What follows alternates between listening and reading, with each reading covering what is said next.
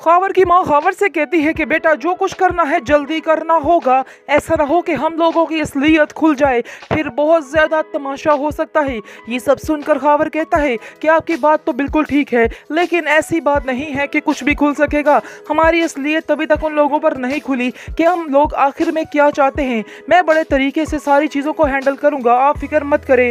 वो प्लान करता है और शानज़े से मिलता है और शानज़े से कहता है कि मैं आपसे बहुत ज़रूरी बात करना चाहता हूँ। इस बात का नादिया को बिल्कुल भी इल्म नहीं, क्योंकि नादिया को मैंने बताया ही नहीं है, क्योंकि वो परेशान ना हो जाए। इस पर आप देखेंगे कि शानज़े कहती है कि आखिर ऐसी क्या बात है ख़ावर भाई, आप मुझे बता सकते हैं, शेयर कर सकते हैं मुझसे।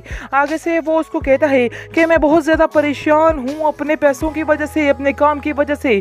जहाँ मैं काम करता था दुबई में, वहाँ तो मेरी नौकरी छूट चुकी है, क्योंकि मैंने नादिया की वजह से काफ़ी ज़्यादा छुट्टियाँ अपनी बढ़ा दी थी ताकि मैं नादिया के साथ वक्त गुजार सकूँ। इस वजह से ये सारा काम ख़राब हुआ, तो उन लोगों ने मेरा काम जो है वो ख़त्म कर दिया। वहाँ का तो बिल्कुल समझो काम ठप हो चुका। अब मुझे यहाँ पर पैसों की बहुत सख्त ज़रूरत है और मैं चाहता हूँ मैं यहाँ पर ही कोई काम शुरू कर लूँ।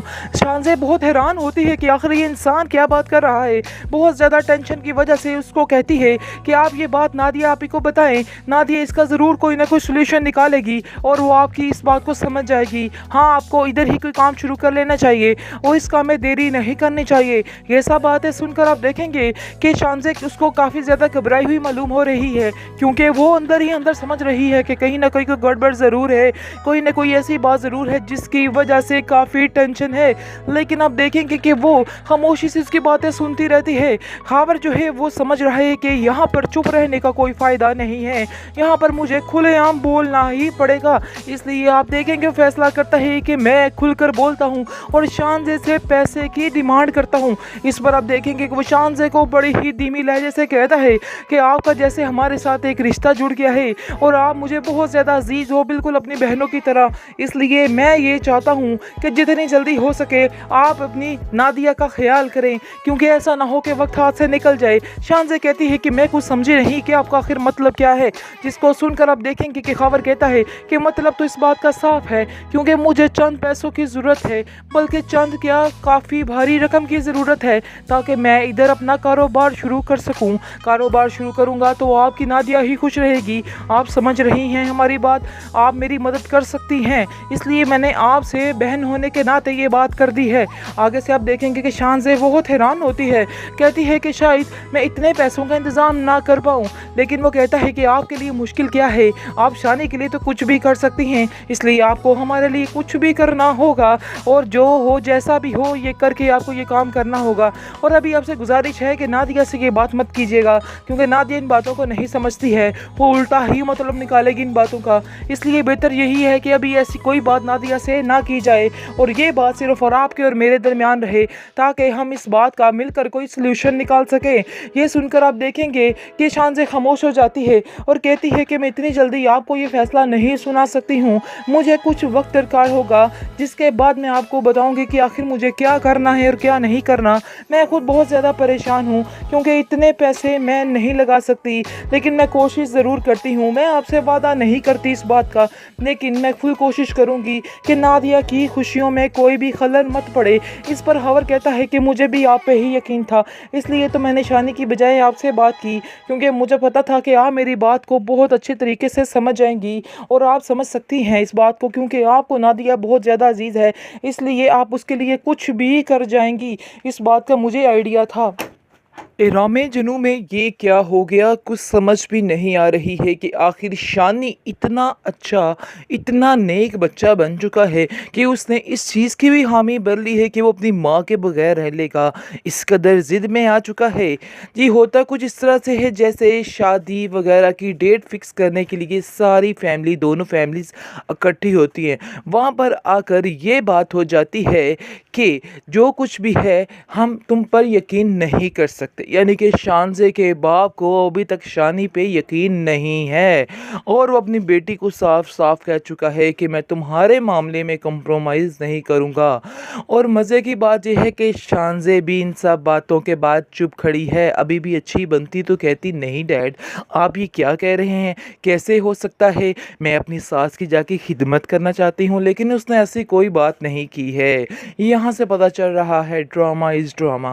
खैर आपको बताते चले कि जैसे ही वो लोग दोनों फैमिलीज़ इकट्ठी होकर बैठती हैं तो कामरान जो है वो साफ साफ कह देता है कि मुझे ये बात मंजूर है कि मैं तुम्हारी शादी अपनी बेटी से करवा दूँ, लेकिन मेरी एक शर्त है। शर्त उसकी ये होती है कि ये घर दामाद बन के रहेगा और इसको इधर ही रहना होगा और सारा बिजनेस संभालना होगा। जिसको सुनकर उसकी माँ तो बड़ी ही हैरान होती है और ऐसे देखती रह जाती है कि शानी अभी बोलेगा कि नहीं, मैं अपनी माँ को नहीं छोड़ सकता, माँ के बगैर मैं नहीं रह पाऊँगा। लेकिन ऐसा नहीं होता है। वो भी ऐसा सजीला की ज़िद में अटक चुका है कि उसकी बात सर आंखों पर उसने कर ली है कि उसने ये बात भी तय कर लेता है कि मैं घर दामाद बनने को भी तैयार हूँ। और मज़े की बात यह है, शानज़े नहीं बोली। शानज़े को कहना चाहिए था नहीं नहीं डैड, ऐसा नहीं हो सकता, मैं कभी भी ऐसा नहीं कर सकती हूँ, मैं शानी को उसकी माँ से दूर नहीं कर सकती। लेकिन उसने भी कुछ नहीं बोला। बहरहाल आप देखेंगे कि उसकी माँ बहुत परेशान है शानी की। वहाँ पर तो खामोशी से बेचारी आ जाती है घर, लेकिन घर आके खूब रोती है और अपने बेटे को अपने गले से लगाती है और कहती है कि बेटा आखिर तुमने ये फ़ैसला कैसे कर लिया? मैं तो इंतज़ार करती रह गई कि अभी मेरा बेटा बोलता है, अभी मेरा बेटा बोलेगा, लेकिन तुमने कुछ भी नहीं बोला है और तुम खामोशी से सुनते रहे और तुमने उन लोगों की हाँ में हाँ मिला ली। तुम जानते थे कि अगर तुम इस बात पर अटक जाते कि तुम उधर नहीं रहना चाहते तो कामरान की ज़रूरत नहीं थी कि वो तुम्हें वहाँ पर रख सकता, लेकिन तुमने कुछ नहीं किया। आगे से वो कहता है कि मैंने अपने आप को इसी तरह से कर लिया है, जो जैसा कहता है वैसा ही चलूँगा। लेकिन असल में ये जनाब सजीला की बात मान रहे हैं और अपना बेड़ा गर्क कर रहे हैं, इसके अलावा मज़ीद कुछ भी नहीं है। बाकी जो सजीला की प्लानिंग है वो तो कभी भी कामयाब नहीं होने वाली, क्योंकि उसका तो दिल है कि जैसे ही शादी हो जाती है, सारा कुछ इसके अंडर हो जाता है तो ये उससे शादी कर लेगी। इस तरह से उसका बदला भी पूरा हो जाएगा और जो इसका ख्वाब था पैसे का वो भी पूरा हो जाएगा। लेकिन ये बहुत बड़ी उसकी भूल है। शानी ऐसे दोगले रिश्ते कभी भी नहीं निभाएगा। वो सिर्फ़ और सिर्फ शानज़े को ही दिल से एक्सेप्ट करेगा अब, और उसी के साथ ही रहेगा। जब इसकी बारी आएगी और ये सब कुछ कहेगी तो फिर बहुत देर हो चुकी होगी। शानी साफ साफ कह देगा कि अब इन सब बातों की बहुत देर हो चुकी, अब ऐसा कुछ भी नहीं हो सकता है।